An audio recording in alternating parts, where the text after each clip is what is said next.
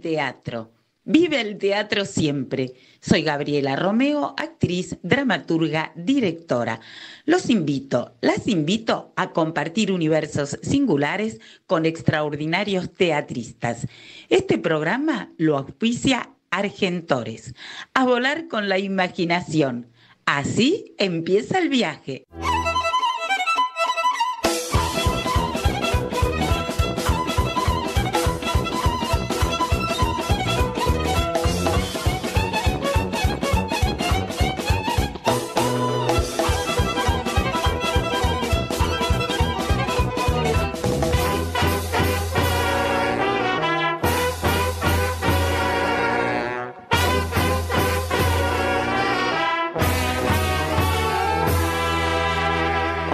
Buenas tardes, viva el teatro siempre, pero acá esto estalla en brillo este estudio, porque hay talentosos artistas, poetas, son increíbles, qué felicidad que estén aquí, muchísimas gracias a todos. Hola Romina, Paula, ¿cómo estás? Bien, ¿vos? Muy bien, escritora, actriz, directora de teatro, de cine, bueno, súper talentosa. Marcos Montes, pero ya no sé qué decir, actor, casi veterinario, músico. ¿Qué pasó con la Real Academia Española? ¿Te compraste la Real Academia Española también? Bueno, estoy tratando de comprarla. ¡Qué talento! Brillas cada cosa que haces, me encanta. Bueno, muchas gracias y gracias por la invitación. Bueno, conmueves en el escenario, hay poesía en cada respiración, diría yo. Bueno, mil gracias. Hola Mercedes Torre, otra talentosa. Qué hermoso reversible, qué historia conmovedora, también actriz, autora, música, cuánto talento. Muchas gracias por estar. Gracias a vos por invitarme con esta gente hermosa a compartir la mesa. Y te trajiste acá a este músico que te acompaña en el viaje de Reversible. Sí, lo traje. Hola, Pablo. Puedes decir hola, mira. Hola, ¿cómo estás? Bueno, gracias por invitarme. No, gracias a vos por estar. Esto sucedió a último momento, como es en el teatro, sucede algo y resolvemos acá. Así que muchas gracias por querer estar. Bueno, a ver, Marcos, contanos un poco esto de tu familia, el hermano más chico, tu madre, que iban tus hijos al teatro, pero ustedes tanto no. Ajá. ¿Cómo te acercás a la música? ¿Cómo se hace este artista? Yo siempre cuando hablo un poco de eso reconozco que me pongo místico porque siento que lo mío fue una vocación que estaba tapada, que yo no sabía que este era mi camino, que nunca lo busqué, que nunca fue mi inquietud y que apareció y que quizás lo acertado de mi parte fue estar atento a que estaba apareciendo algo que venía a contrariar todo lo que yo había pensado siempre. Siempre no es tanto tiempo, porque en realidad fue solamente mi niñez y mi primera juventud, pero yo estaba totalmente convencido de que mi camino era la veterinaria, era la ciencia, y luego apareció en el medio. Siempre me había gustado la música, pero nunca había estudiado, ni me parecía que iba a hacer nada con eso. Mis padres sí, en efecto, mi madre era hija de irlandeses, era profesora de inglés, y mi padre era bibliotecario, con lo cual se respiraba una cierta cultura en casa, pero ellos iban mucho al teatro, pero nunca nos llevaban. Nosotros no íbamos al teatro de chicos, no nos llevaban a ver tampoco este teatro para niños, ni nada de eso. Y no tengo ningún pariente en mi casa artista, digamos, pero ni siquiera amateur. Sí personas con personalidad brillante, pero ningún artista. Así que era muy difícil para mí realmente pensar que ahí había algo para mí. Entonces siempre estuve en el camino, digamos, más de la ciencia, la veterinaria, hasta que con el tema de cantar entré en un grupo y realmente se abrió una puerta donde todo se me cambió de estantería, que fue algo bastante frustrante, bastante duro, ser el primero de los 5 hijos que abandonaba la carrera universitaria. Para además era un camino en el que nadie me podía asesorar dentro de mi grupo, de gente ni familiar. No estoy haciendo ver que fue ninguna cuestión épica, por supuesto que no, pero sí, digamos, algo que a mí me tensionó durante mucho tiempo. Y bueno, y luego nada, fue aceptar, y yo creo que es eso, que hay un camino para la gente. Algunos tienen la suerte de quizás intuirlo, y otros, yo en mi caso te diría que he tenido el doble de suerte, que fue que me ocurriera y haber podido verlo y haber podido tomarlo. Estoy agradecido a la vida de que me haya pasado una cosa así. Creo que no hubiera sido un veterinario infeliz, y además hubiera sido un buen veterinario, pero estoy infinitamente agradecido de que haya ido para este lado la cuestión. Claro, esto que decimos, ¿no? Que a veces no suceden las cosas porque no es el momento indicado o no es para nosotros, y estar atento a ese escucho, ese mensaje que siempre el universo tiene lo mejor para nosotros, tenemos que poder escucharlo, ¿no? Definitivamente, sí. Qué hermoso esto que decís de las personas que influyeron muchísimo en tu camino, como Ricky Pascus, Norma Leandro, la amada Gypsy, qué decir de Guido y Portaluppi. Bueno, ¿podés decir algo de estas personas, en qué estuvieron ahí? Ricky Pascus, para decirlo rápido, en estas 4 personas, Ricky Pascus, cuando hice el primer año de comedia musical con él, me dijo una frase que yo se la voy a agradecer siempre, como le podría agradecer a cualquier maestro que hiciera algo así. Me dijo, esta es tu profesión y vos vas a vivir de esto. Y cuando uno recién empieza a estudiar, que un maestro te diga, vos sos esto, ay, sí, cuando uno no sabe ni dónde está tanteando, como un ciego, me resultó realmente algo invalorable. Norma fue una influencia enorme, es una gran amiga mía desde hace ya muchísimos años, y en un momento que yo estaba con una crisis económica gravísima me dijo, además de que me prestó plata, pero no quiero decir montones de cosas, no, ni siquiera me prestó, me dio, pero cualquier cosa, digamos, fue la persona más generosa del mundo. Me dijo, nunca te va a faltar el trabajo, te lo digo yo. Bueno, digamos, son cosas, digamos, sí, de personas, muy ¿no? fuertes. Guillermo Guido y Carlitos Portaluppi han sido mis hermanos del teatro, y les agradezco y les debo no solamente el camino en el teatro, sino la referencia en muchísimas cosas de la vida. Han sido, realmente yo digo mis hermanos del teatro, pero nos hemos acompañado en todo y en todas las circunstancias, porque hace muchísimos años que estamos juntos y hemos creado trabajos que para nosotros, con nuestro grupo Humoris Dramatis, han sido realmente medulares. Y Gypsy fue un destello muy grande en mi vida, de alguien con una generosidad sin límite, con una característica que teníamos, que siempre se le agradecimos al cielo, que era que nuestras voces, cuando cantaban juntas, se quisieran tanto, que fue algo que casi no tenía que ver con cómo nosotros entendíamos el canto, pasaba. Y es como ocurrió, como fue, pienso de alguna manera, la vida de Gypsy, que ella la vivió a fondo, y que yo la tuve casi de amiga, casi 20 años, y siento que pasó. Bueno, fue estoy agradecido hasta el día que me muera de que me haya ocurrido una presencia así en mi vida. Sí, un amor y una talentosa enorme. Romina, vos sos especialista en escuchar voces, las voces, y llevarlas en tus textos. Los diálogos, bueno, son cotidianos, es el alma del que está hablando, no es el capricho de la autora, que eso suele ser un problema muchas veces o siempre. Y qué hermoso también esto que decís, que te nutrís y de las historias de los otros, después vos ficcionás, ponés cosas tuyas. ¿Cómo te conectás con la voz de los otros para después tener una propia voz como autora? Buena pregunta y muy compleja. Un poco tiene que ver, creo, con lo que estabas diciendo vos recién de estar presente y estar atento. Como hablábamos recién afuera, sí, me encantan las historias, me encanta escucharlas, me encanta contarlas también cuando las tengo, me encanta vivir historias para poder contarlas, incluso cuando vivo cosas feas, pienso, bueno, mientras esté viva, pues si puedo contarlo, como bueno, tengo que poder, o sea, son como una buena excusa para atravesar situaciones horribles también, saber que después va a poder ser una buena anécdota en todo caso, en el mejor de los casos. No sé, a la hora de escribir la verdad es que se me mezcla todo eso, cosas que me sucedieron, otras que me contaron, y otras que oí, que vi, que leí, no sé, y eso después va a...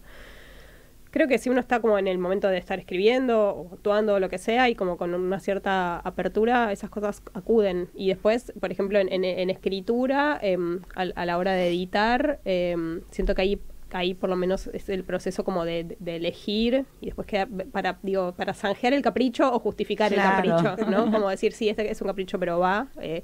Cuando uno hace la dramaturgia de lo que escribe, aunque sea narrativa, hay en las sucesivas etapas de edición te vas quedando con lo que tenía que estar, más allá de lo que quizás inicialmente querías que estuviera, ¿no? Y tuviste vos también personas que fueron muy importantes en tu vida, esa amiga, porque también no estabas en una familia con artistas, esa amiga que te llevó a lo de Bartiz, que te estuvo Catalán dándote clases en ese momento porque eras principiante, Juan Martini con tu primer taller literario. Sí, todo viene de la misma amiga que yo fui a una escuela alemana toda mi escolaridad muy alejada del arte de la escuela en sí misma también. Y esta amiga era una rara ahí porque sus padres eran porteños de estudiantes del CONICET, qué sé yo, y ellos habían ido a poner una beca del padre a Alemania. Y entonces ella la tiraron en la escuela, o sea, llegó y la tiraron en la escuela. La depositaron. Sí, entonces ella aprendió alemán y cuando volvieron dijeron... Bueno, la nena sabe alemán, mandémosla a una escuela alemana. O sea, fue tan random que ella estuviera en esa escuela. Y ella fue como mi acceso al mundo porteño y al mundo artístico también. Ellos eran amigos de Juan Martín, eran como no sé, eso, del mundillo de acá, de porteño, del Buenos Aires, ponele, que estaba muy, muy lejos de mi propia experiencia personal. Entonces, esa amiga fue como mi entrada a todo ese mundo. Primero en su casa y después eso. Ella fue a estudiar lo de Bartí. Yo, imagínate, en Buenos Aires podría haber ido a parar a cualquier lado. Claro. Quizás igual también estaba bárbaro, otro recorrido, pero fue a través de ella así, como que llegué a varios lugares. Y bueno, y Catalán y Pompeyo y Lemad, qué importante esto que empezás a construir, bueno, como la dramaturgia del actor, que se hace mucho, pero vos tenés una particularidad. Bueno, esto de primero escribir, pero sabiendo quién va a poner el cuerpo, dónde ese texto va a estar habitado, hasta la puesta te imaginás. Un poco es lo que pasa con el grupo que tiene tantos años. Contá un poquito de este grupo, que primero fue la banda de los primos, Ay, después... no, qué horror, esa es de una nota que salió malísima. en La Nación, que escribió Ale Cruz, que nos rebautizó Esto la banda de los primos. Y yo dije, ¿sabes? Y lo dice- Todo el tiempo digo, si es el grupo, el silencio, Exacto, ¿por gracias qué la que lo banda los mencionas. primos? Lo que Igual aquí- hablábamos antes. Por otro lado, ¿a quién Bueno, le qué importa, suerte, no? Pero en el arregla, momento arregla. era como descompensarte y diciendo qué horror. Encima como que lo dijo muchas veces. Creo que en algún, no sé cómo decirte, la primerísima formación nos llamábamos Los Primos cuando hicimos la primera obra porque... Claro, eran porque primos sucedía ellos en la ficción. en Pinamar, en Pero, Miramar. por Dios, eso, yo misma lo había olvidado. Y cuando aparece en esa nota, el grupo Los Primos, el grupo Los Primos. Yo el decía, grupo no Los puede Primos. ser, si se llega compañía el silencio, ¿qué es los primos? No, fue terrible. A ver, arregla esta situación, por favor, Romina. Sí, eso. Compañía del Silencio, que también igual, no sé, que vienen más de una época de eso, de llamar compañía. Pero sí, bueno, podrían, durante un par de horas era como, comprendía, más allá de las actrices y los actores, a mí, digamos, escenografía y luz. Está bien, en ese momento valía la pena llamarlo compañía. No sé ahora si lo somos o no, pero es como igual una linda denominación, siento. Pero básicamente los que estuvieron o están en casi todas las obras son Pilar Gamboa, Esteban Lamotte, Esteban Biliardi y Susana Pampín. Y yo, digamos, podríamos... Después ahí estuvo Matías Sendón mucho tiempo, Alicia Lerutre. Ahí es un poeta con las luces, Matías. Sí, es un genio. Y ahora está Sebastián Arpesella, que hace la producción y también las luces.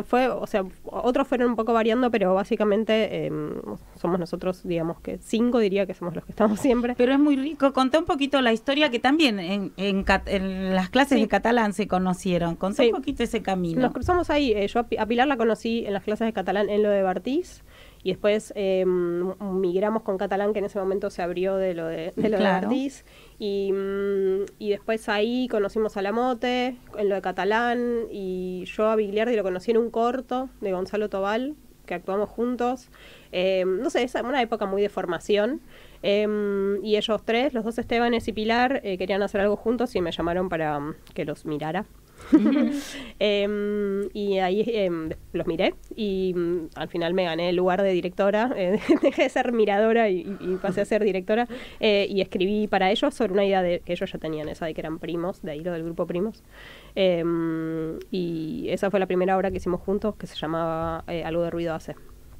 Y después de eso hicimos una segunda obra juntos, que es El tiempo todo entero.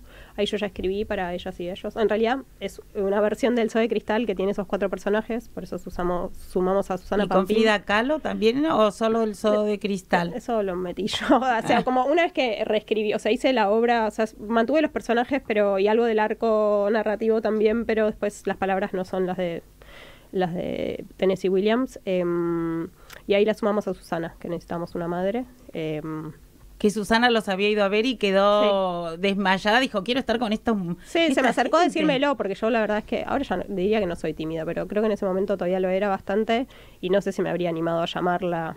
Solía llamar a gente más cercana o que conocía, por lo menos. Y ella se me acercó y entonces dije, bueno, la puedo llamar.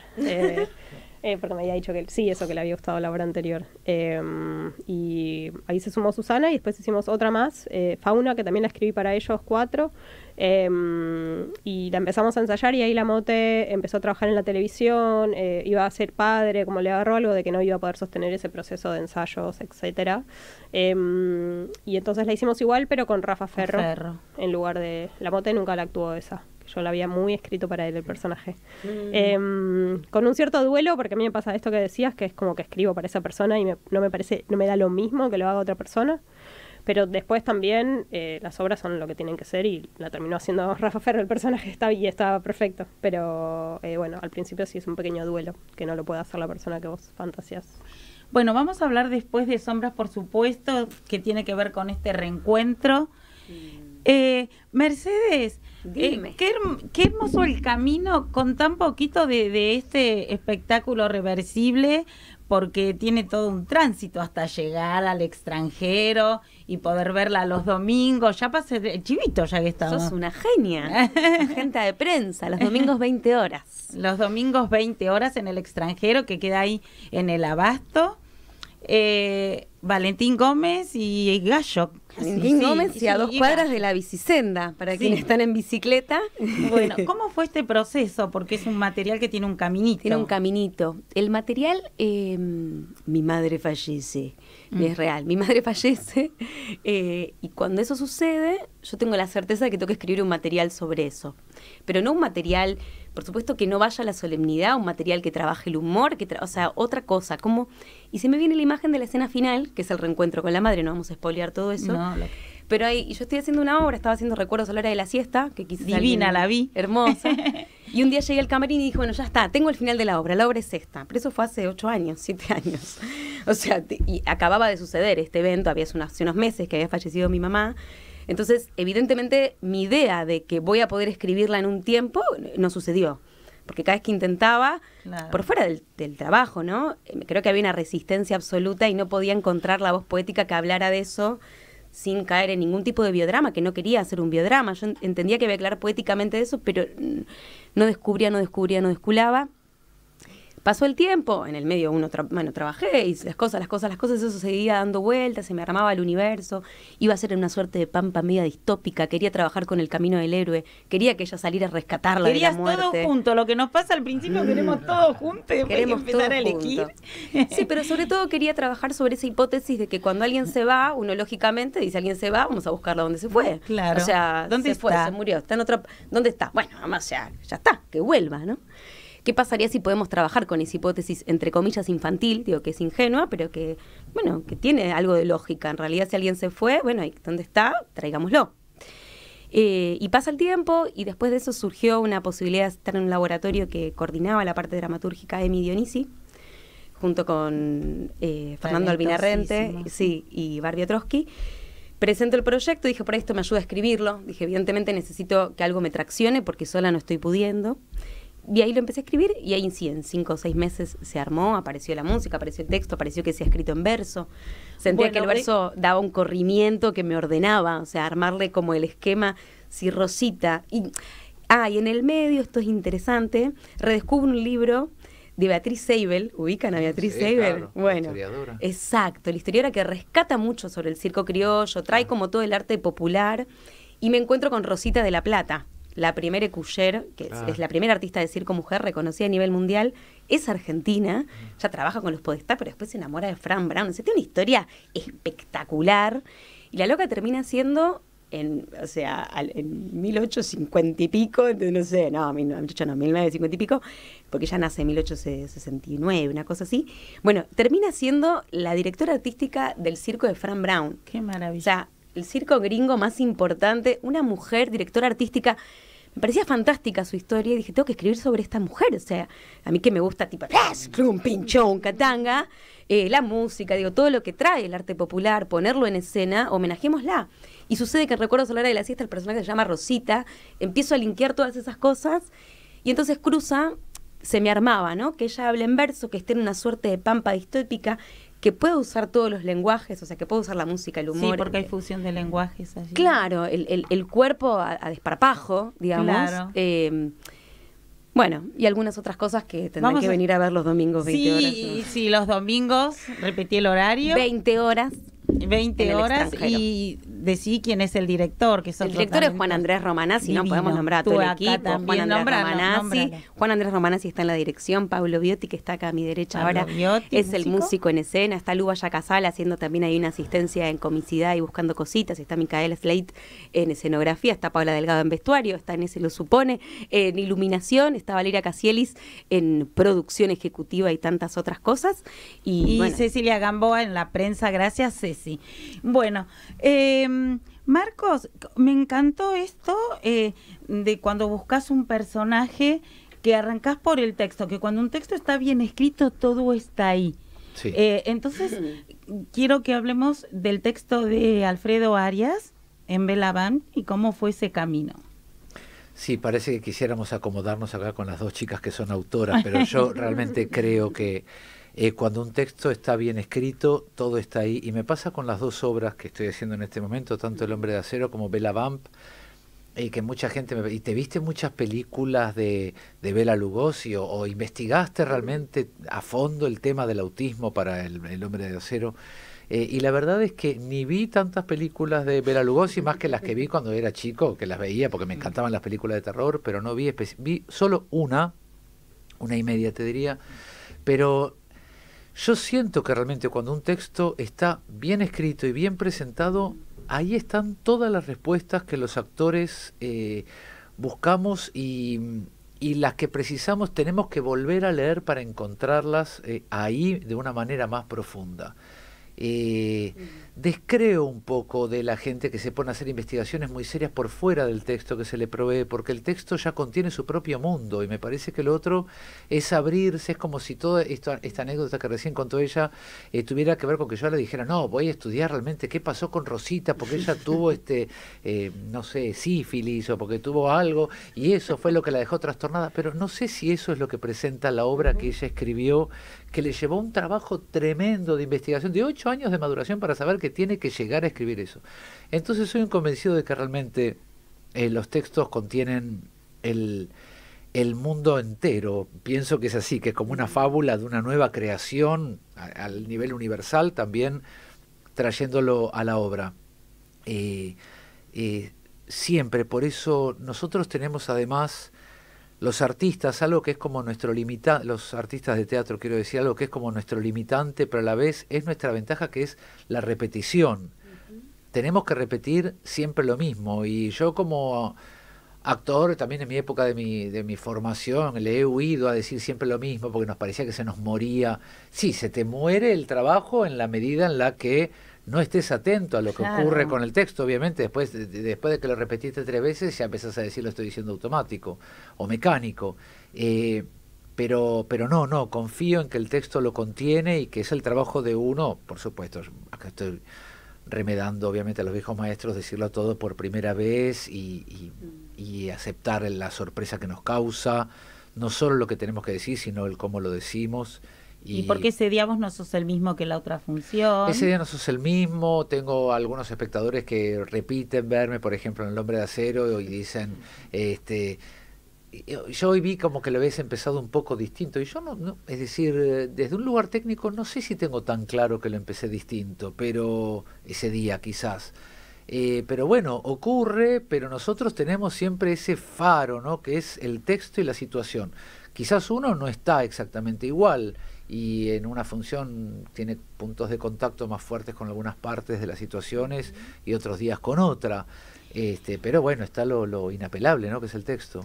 Lo digo, además yo hago un poco, discúlpame, un poco una cruzada por la defensa del texto, porque hemos experimentado en los últimos años, te diría 20, los actores que cambian el texto. Sí.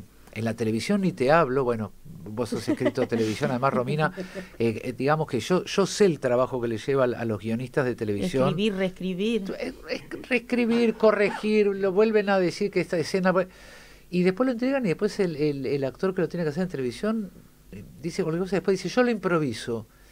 Pero lo que vos digas en ese momento, en esa repentización, es muy difícil que te salga algo mejor que lo que pasó todas aquellas evaluaciones y revisiones. Entonces, abogo justamente por volver al respeto al texto, ¿no? Los actores.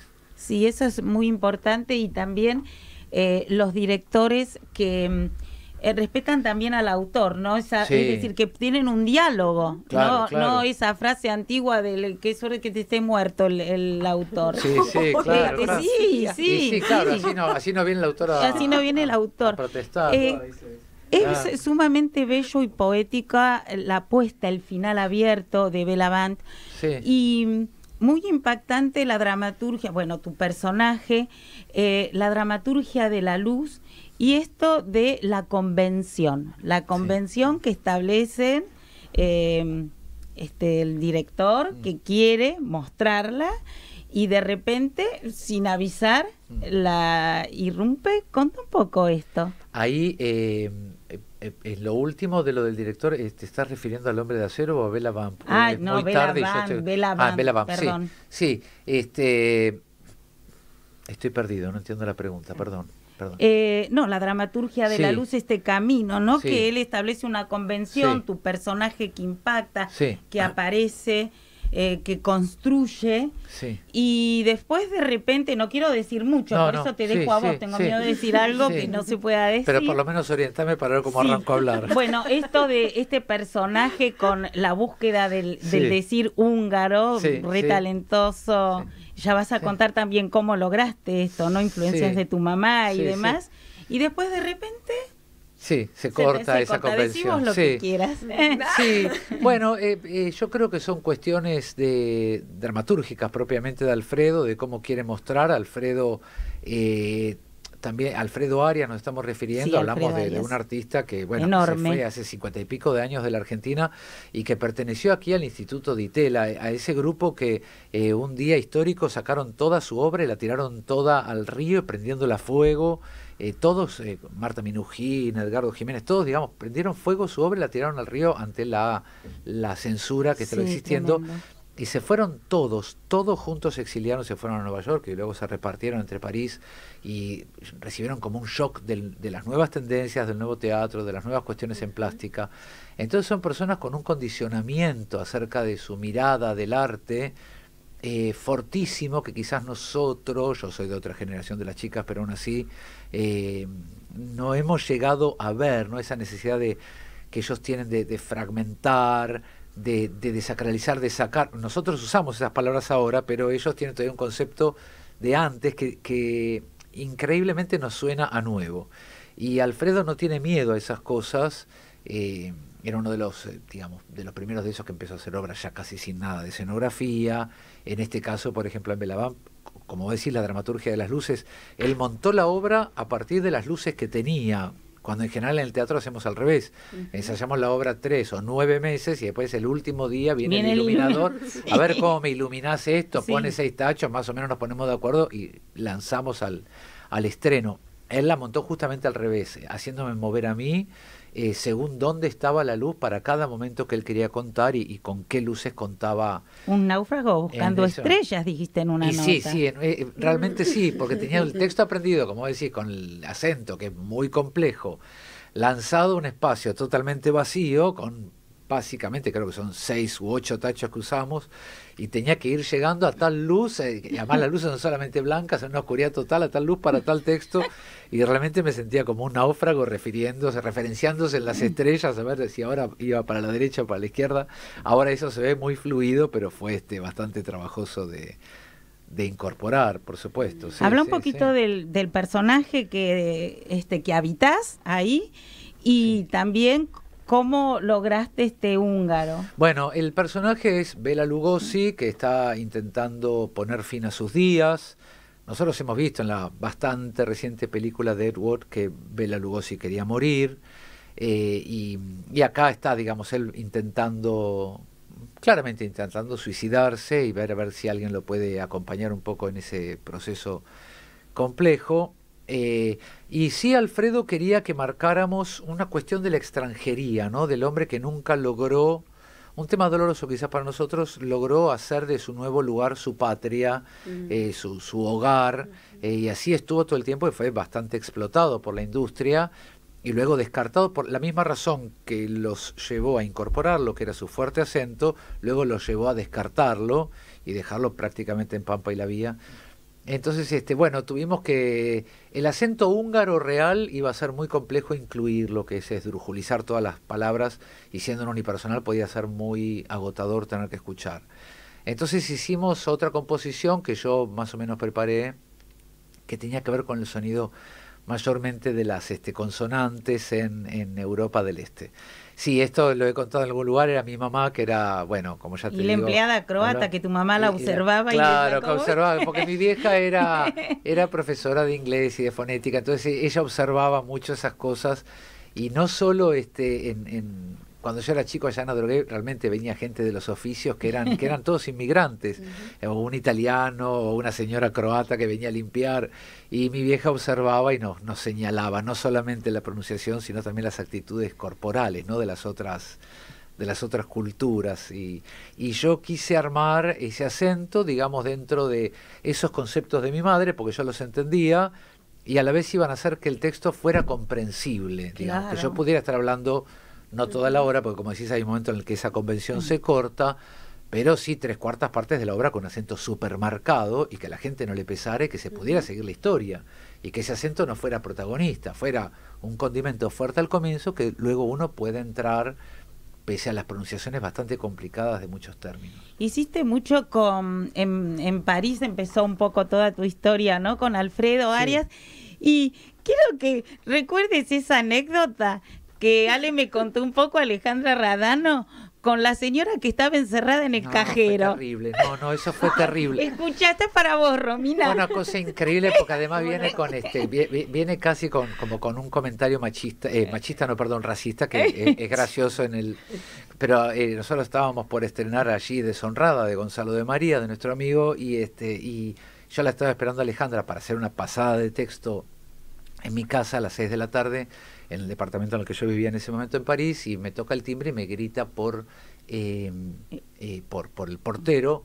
Yo le tenía que abrir y me dice, no, bajá, me dice, bajá que una negra se quedó encerrada. Ay.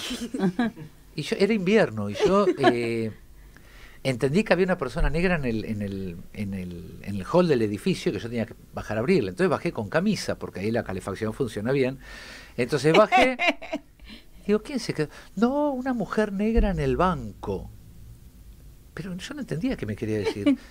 Vení un segundo. Salgo en camisa, en pleno invierno, allá en París. Que después tenías que hacer función. Claro. Entonces digo, ¿dónde? Me dice, acá en la esquina hay un banco, bajaron la cortina metálica y esta mujer se quedó encerrada. No puede ser, sí, me está pidiendo desde adentro que ella tiene la llave para abrir la cortina metálica, pero no lo puede hacer desde adentro, me la quiere pasar. Yo fui sin entender nada. En efecto, había una señora que parecía haber sido la empleada de limpieza de ahí, que le habían bajado y había quedado encerrada. Entonces nos pasó una llave, nosotros la pusimos, y empezó a subir muy lentamente la cortina metálica de un banco, que adentro no había nadie más que esa señora, y entonces empieza a subir muy lentamente, y ella dice que hagamos fuerza. Entonces nos pusimos los dos a tirar de la cortina para arriba, y la señora, en vez de pasar por abajo, apenas lo levantamos, digamos, medio metro, al ver que estaba subiendo, va al fondo a buscar el tapado y el saco. Y empieza a sonar la alarma de robo del banco. Y ustedes Estábamos Alejandra Radón y yo levantando la cortina metálica. Entonces le digo, Ale, suena la alarma del banco. Y entonces Alejandra le gritaba, señora, apúrese. Estaba sosteniendo la cortina. Apúrese, señora. Y eso sonó, y la gente empezaba a parar. Le digo, Alejandra, rajemos de acá, porque vamos presos los dos, estamos robando un banco en París, rajemos. Largamos la cortina, que jamás nos enteramos de qué pasó con la señora. Nos fuimos volando para el departamento, todo el tiempo pensando si había cámaras, si nos identificábamos. Nosotros estábamos ahí trabajando, pero no dejábamos de ser extranjeros, Claro. latinoamericanos, viste, violentando la cortina de cosas de un banco que acababa de cerrar. Una Bueno, locura. Decime la band hace todo el chivito. Bella Vamp está los lunes a las 20 en el Teatro El Extranjero, con dirección de Alfredo Arias y texto de Alfredo Arias. Luces justamente de Matías Sendón, un vestuario precioso de Julio Suárez, nuestro reciente ganador del premio Goya. Producción de Luciana Milione y asistencia de dirección de Manuel Fernández. Un equipito chico. Sí, ¿y las entradas en el teatro o alternativa teatral? Las dos opciones. Las dos sí, así opciones. es. Bueno, vos también, ¿cuántos premios? Ya nos vas a hablar de todos los premios que has recibido por muchas cosas, pero por El Hombre de Acero vamos a hablar de esa obra. Romina, contanos un poquito, porque hicieron unas funciones de Sombras, por supuesto, y después van a volver. ¿Cómo es esto? Contá un poquito el universo también y el cineasta que inspiró un poco esto, todo lo que quieras. Dale, ¿cómo es esto? Es las agendas de los actores, que son un espanto, por eso hacemos funciones cuando se puede. Hicimos el año pasado el estreno, en julio, hicimos una temporadita ahora en la primera mitad de año y volvemos en septiembre. Por mí lo haríamos de continuado, pero en todos estos años las actrices y los actores estos se hicieron muy populares y tienen mucho trabajo, por suerte, para todos. Así que sí, vamos a volver en septiembre recién. Y esta obra, Sombras, por supuesto, la escribí para estas mismas personas, Pilar, Esteban y Susana, que son con los 4 que estaban en El Tiempo Todo Entero, que es una obra que estrenamos en el 2010. Y el punto de partida es el imaginario de las películas de Rainer Werner Fassbinder, que es un director alemán de los 70s, que a mí me gusta mucho y que en general lo usábamos como referencia. Algunas de sus películas tienen muchas y son bastante distintas entre sí, o hay como algunos estilos, y algunas de ellas, como La angustia corroe el alma, que a mí me encanta, y La ley del más fuerte, las usábamos siempre de referencia por el tono de actuación de las actrices y los actores, que es bastante extrañado, corrido, nada realista, y termina pegando una vuelta donde igual las cosas, bueno, te impactan, o como melodramático, no sé, una cosa así. Entonces esta vez dije, bueno, listo, arranco de ahí, en vez de tenerlo siempre de referencia. Y justo vi una película del que no había visto, muy de las primeras, que se llama La tercera generación, que es muy ridícula y todavía creo que está muy cercana a su época teatral, a la época teatral de Fassbinder, que venía del teatro efectivamente y nunca se fue del todo. Hay de todo en la película, pero hay también varios planos fijos con varios personajes adentro de ese plano, en habitaciones. Son como una célula terrorista que no se sabe muy bien de qué la va, como Guerra Fría, que en un momento quieren pasar al anonimato, pero se disfrazan de un modo como se tiñen de rubio, con bigotes. Hay uno que es así como totalmente incorrecto, que se pinta de negro toda la cara, como y los labios blancos. O sea, es todo muy, muy, muy absurdo, pero eso, pasan a la clandestinidad llamando la atención muchísimo.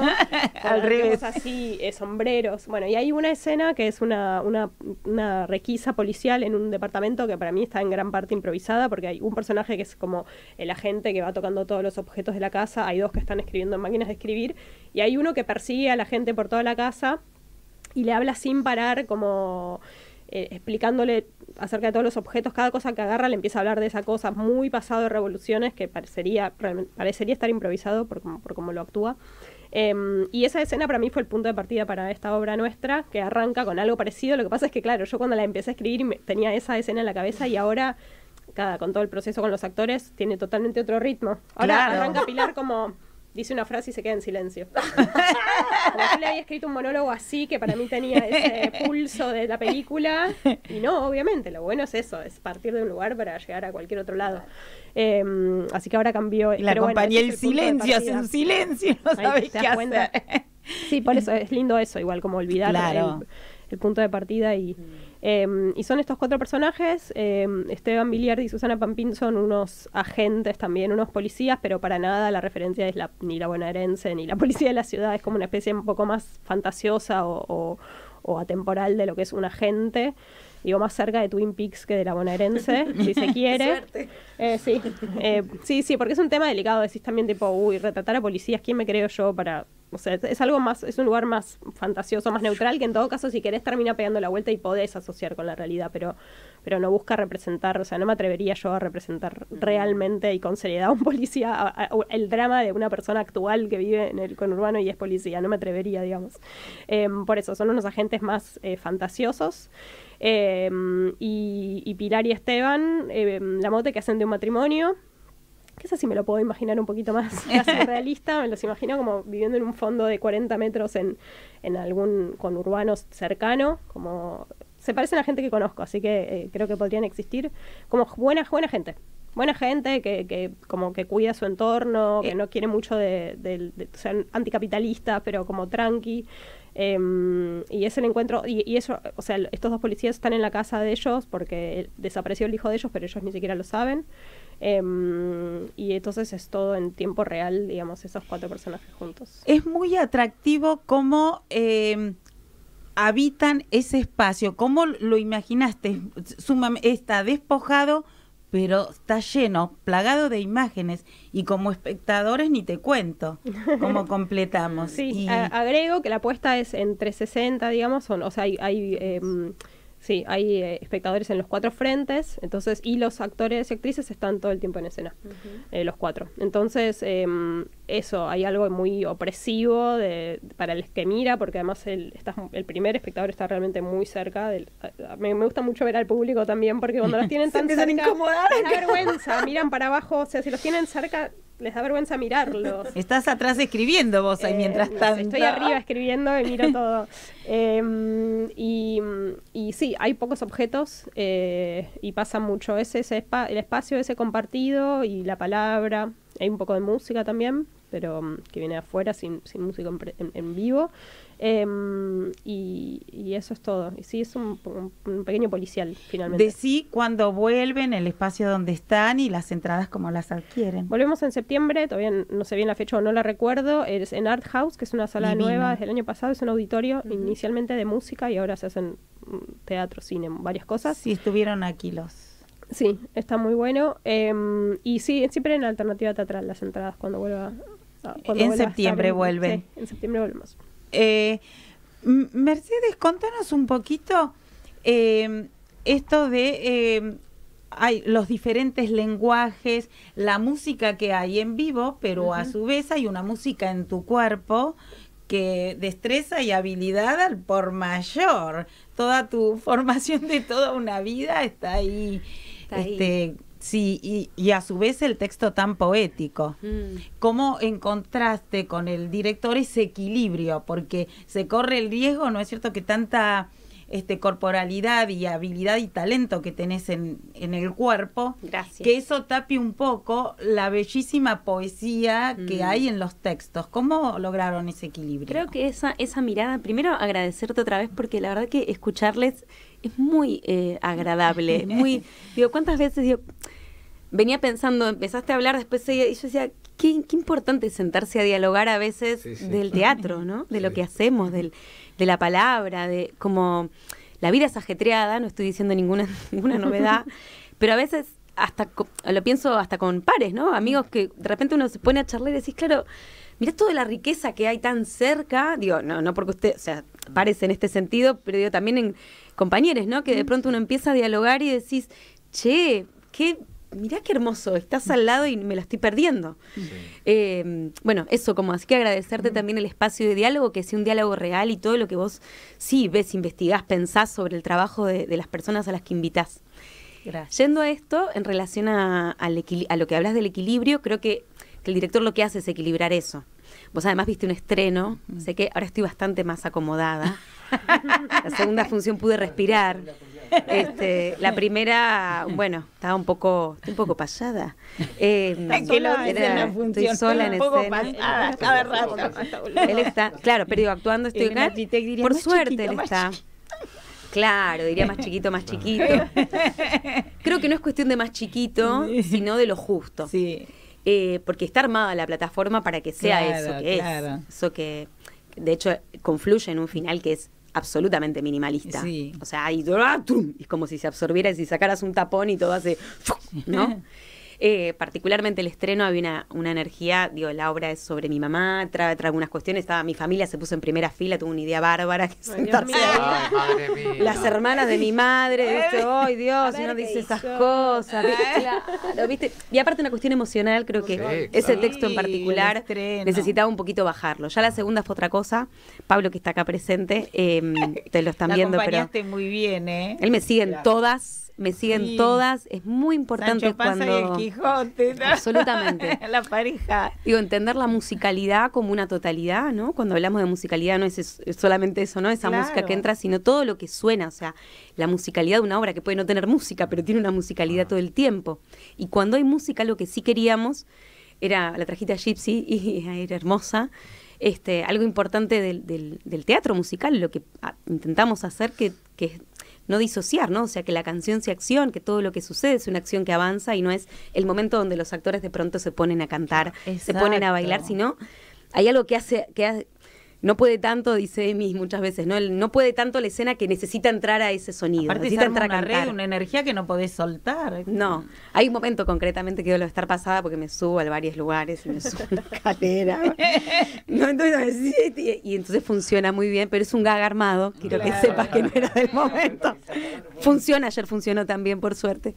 Y esto hablaba, ¿no? Creo que lo que el director encuentra, y fue lo que le pedí a Juan en particular, que lo pueden ir a ver también de paso, lo chiveo a él, está haciendo Los Secretos, una obra muy Divina hermosa. la obra, ya la vi, me encantó. Estuvo acá Juan también. Claro, hermosa. Y él es un defensor del texto. En este caso, como el texto lo escribí yo, Claro. a veces le tengo poca confianza y él le tiene mucha más confianza de lo que yo le tengo. Qué bueno. Pablito, por suerte, también dice, che, el texto es hermoso. Y a veces, solo decirlo, ya es todo, ¿no? Porque tiene una potencia y tiene mucha pavada, además, que para mí eso es una riqueza. Le digo pavada en el mejor sentido de la pavada. Digo que Rosita pueda hablar de todo eso sin entrar en ningún terreno de lo solemne. De lo solemne, Creo que es la justo, riqueza del material. Porque no es que se está burlando sino que es realmente este personaje que es ingenuidad de ir a buscarla, permite todo ese universo pampeano ridículo por momentos. Además, lo rico es que esa historia sucede. Es decir, lo que Exacto. está sucediendo todo el tiempo, en un Exacto. presente. Hay un relato y Sí, una acción sí, permanente. sí. Y algo de lo que decías vos, Paula, con esto de no me atrevería a ser un policía de la bonaerense, es un poco lo mismo, no me atrevería a hablar del duelo, yo estando ahí creo que eso no hubiera resonado como poetizar absolutamente eso, ¿no? Como Claro. entonces el lenguaje, digo, hablar en verso, meterle la música, que el cuerpo esté así, permite justamente crearle un lenguaje a todo este mundo, o es el lenguaje de este mundo. Claro.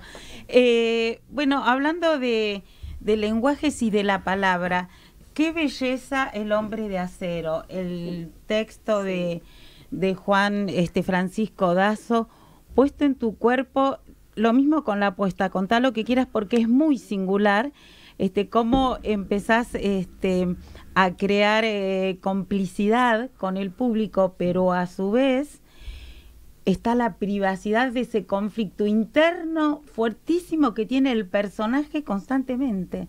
Sí, tuvimos la experiencia del Hombre de Acero, la verdad es que yo la baso sobre todo en un gran encuentro que tuve yo con el autor y director, con Juan Francisco, a quien yo no conocía porque tiene 20 años menos que yo, y nos presentó justamente Gonzalo de María diciendo, me parece que vos tendrías que hacer esta obra de él, que había ganado el premio Germán Rosenmacher, y me encontré, justamente esto que estaba diciendo recién Mercedes, con alguien con ganas de hablar de las cuestiones del teatro, ¿no? Con alguien un teatrista de alma, que es Juan, desvelado por cómo se presenta hoy una obra, de por qué y para qué, y para qué escribimos, y por qué actuamos, y de qué manera se presentan las cosas. Y entonces tuvimos un encuentro en el que La verdad tenemos que decir que no es que ensayamos tanto esa obra, sino todo lo que hemos hablado fue lo que nos unió y lo que armó casi la totalidad de la apuesta por los conceptos que teníamos.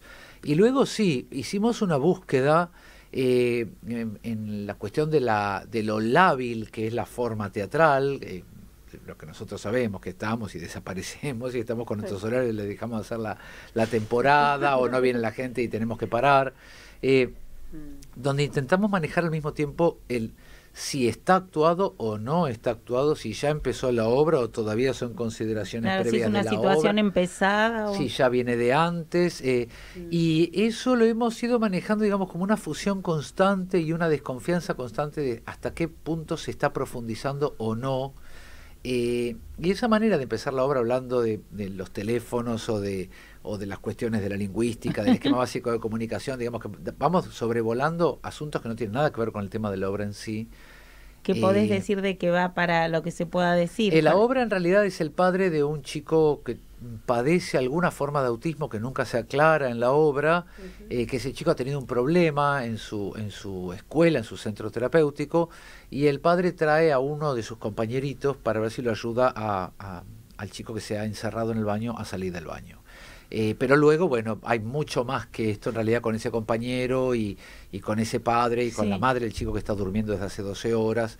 Entonces hay todo un mundo realmente de un gran dolor, de una gran inseguridad, sepultado bajo la coraza de este hombre de acero tan racional, simpático, entrador, con tanta facilidad de palabra. Y un buscador tremendo de cómo comunicarse con ese hijo. De cómo comunicarse con ese hijo. Exacto. Decí los días, las horas de función y demás. Estamos los viernes a las 20 en el Espacio Callejón, que es donde la estrenamos hace ya 3 años. ¿Sí? Bueno, como nos vamos a despedir con canción en vivo, quiero que, Romina, me trajiste este libro que me lo voy a devorar. Si querés decir algo, lo que publicaste, porque ya...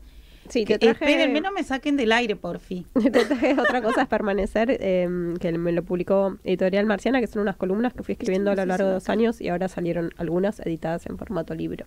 ¿Acá? ¿Así? ¿De acá? Ahí Muy se ve. bien. Ahí se ve bien. ¿Y entonces ya se consigue en las librerías? Se consigue en su librería amiga. Bueno, muchísimas gracias. Estoy enormemente feliz de que estén acá. Viva el teatro siempre. Nos vamos a despedir con Mercedes cantando. Gracias, Hernán. Gracias, Radiosónica. Viva el teatro siempre. Y por favor, dejen que suene el completo el tema. Pablito, gracias, ¿con qué Marcos. vamos? Gracias, Silvia. Vamos Gracias, como lombriz. Lorena. Yo haría esa, el que es un A poquito ver. más arriba. Mira cómo suena, mira lo que trajimos. Cuando vos quieras.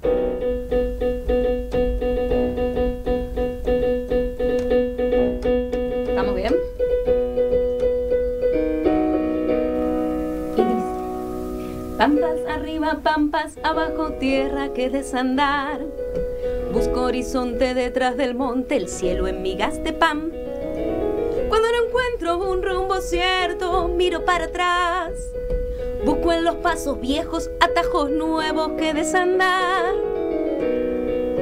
Y ahí Rosita se prepara un par de cositas, salta, hace pavadas un rato.